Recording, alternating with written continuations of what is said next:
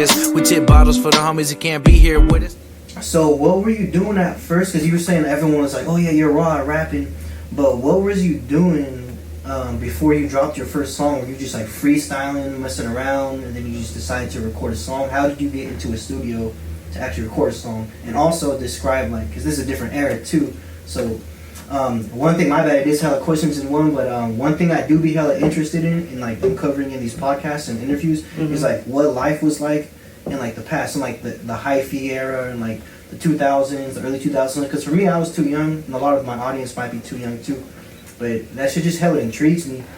Right. So first time I ever got in the studio, when I first kicked off, I started just entering talent shows. And I used to be rapping just off the instrumentals. Back in the day, I used to get a tape or a CD and have the regular play and an instrumental. So, like, my first talent show I ever won was off You Could Do It, Put Your Back Into It by Ice Cube, because I had the CD and it had the instrumental on it.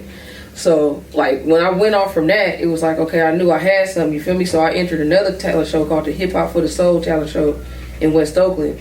And then I won both trophies that night. I won Freestyle Battle Night winner and I won first place for the whole showcase. So, after that, I entered this other little talent show in Berkeley at the Alice Art Center. It was like a random posting. As a matter of fact, the musical director, his name was Mr. Baines from Skyline High School. He came to me with the flyer and was like, you've been winning art talent show, you need to enter this one. And I looked and I'm like, I ain't entering that. And I went up and entered it anyway. And I placed like first place out of all these people. And so they sent me my first record contract. Like they wanted to sign me. It was MBIS Enterprise, matter of fact. And so they mailed me a contract and everything. My grandmother looked at the contract.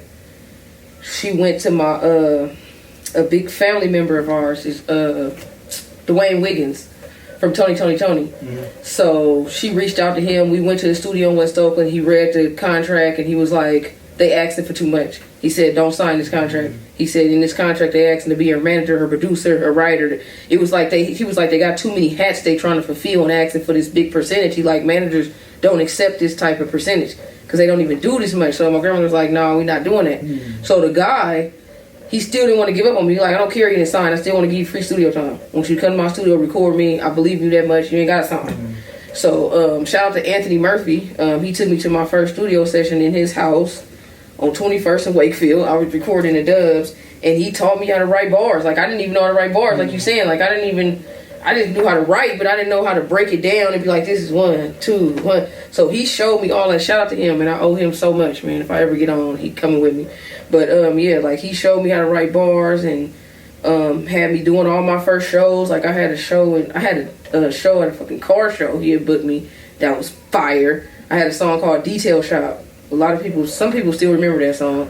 But it was about cars, and he booked me that show. Then he booked me a couple of other shows. But how we ended up ending our relationship was he wanted to change my look. He was like, I feel like you could do it, but you need to put like a wig on and some makeup. And I'm like, we're not doing that.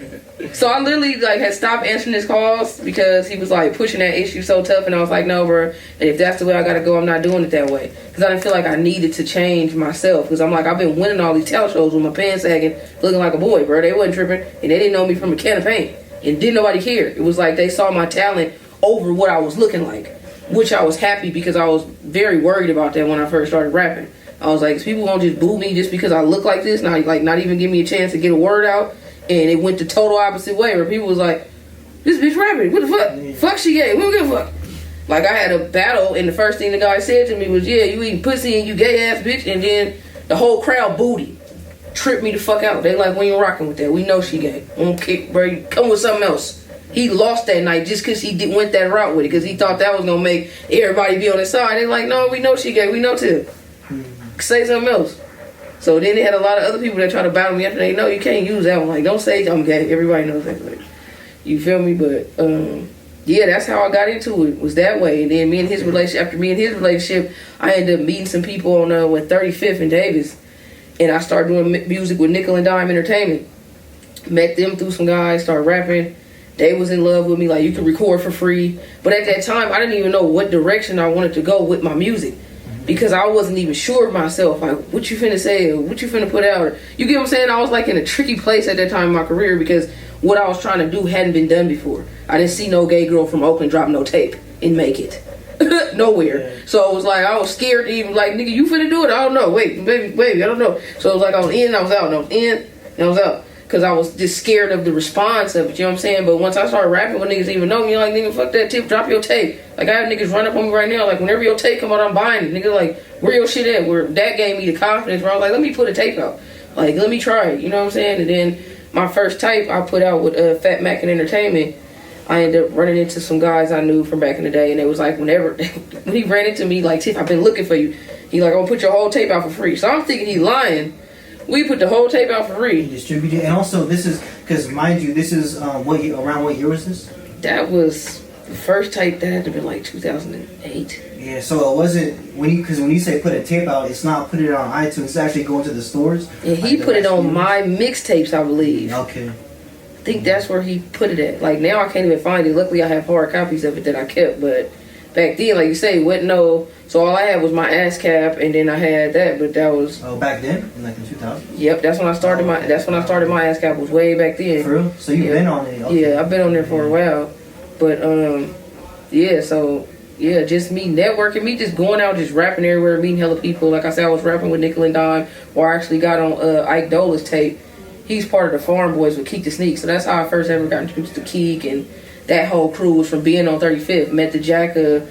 Who else I met? It was a lot of dope rappers coming through that studio at that time, and I was the only female over there rapping. Mm-hmm. So I had everybody over there like, Tiff gonna go, like Tiff got it, but I was chasing bitches and running the streets at the time, so it was like I'll go over there, lay a hot song, and be gone for some weeks and forget about it, and then come back, and then like I wasn't focused on my career at that time. It was just I knew I could rap, but I didn't know what to do with it. You know what I'm saying? So, you know, now I actually see a lane for me, and you know what I'm saying, seeing other rappers do it like Young Ma, and it's a lot of dope stud rappers coming out now, you know what I'm saying? And now it's like just that time where we're accepted fully in the music and everything, but it's still hard for us to make it, but we more accepted now. Now even what I'm saying is more accepted because it's all on the TV, it's all in the shows. Now it's gay people everywhere, so it's kind of like, now if you're going to go and you're a gay rapper, I think now is the time. Yeah. Now is the time to really try to capitalize on it because of how everything is evolved, where gay people is like blowing up. Now we running TV shows. You got Ellen DeGeneres had a whole show and shit, like, you know what I'm saying? But back in the day, you never seen nothing like that. You know what I'm saying? So, okay. So yeah, man. Okay. And so, like, yeah, just on some, like, pre-internet shit, before the internet, did you notice any more difficulties? Like, was it more difficult to promote being a rapper, being an artist, or even just, like... Before? Yeah, before the internet. Yeah, oh, yeah, because then nobody know you unless you was really out there rapping.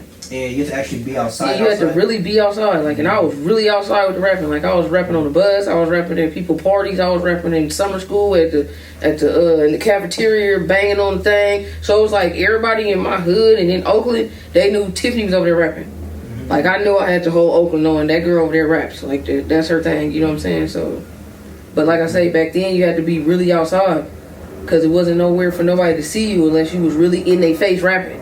You know what I'm saying? So you really had to build it by, you know what I'm saying, word of mouth that you was doing your thing, or go enter some talent shows like I did. You feel me? Yeah, because there wasn't no media, there wasn't no Bizzlers, nor cows, no media interviews, YouTubers. So yeah, it wasn't none of that.